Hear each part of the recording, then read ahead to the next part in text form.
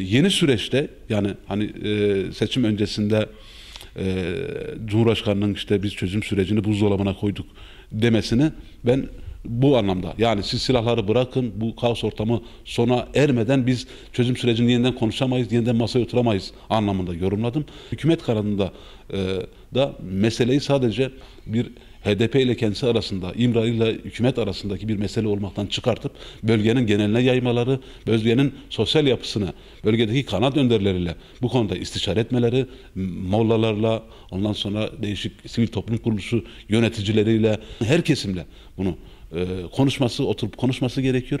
Hizbullah Doğu ve Güneydoğu Anadolu'nun gerçeği. Demin dediğiniz gibi yani 10 yıldır, 10-15 yıldır eline silahı almamış, silahı bırakmış. Tamamen işte yasal statüde dernekler bazında şemsiyesi altında faaliyet gösteren bir hareket. Dolayısıyla tabii ki muhatap alınması gerekiyor.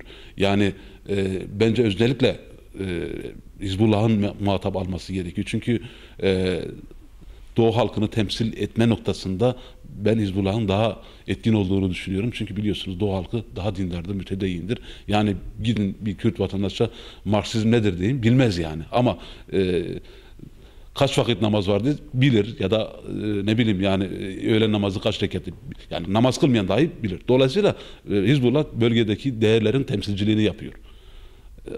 Şey gibi değil yani, HDP gibi ya da PKK gibi Kürt halkından kopuk, hem ruhen hem fikren kopuk bir hareket değil. Bu anlamda tabii ki Hizbullah'la da görüşülmesi gerekiyor.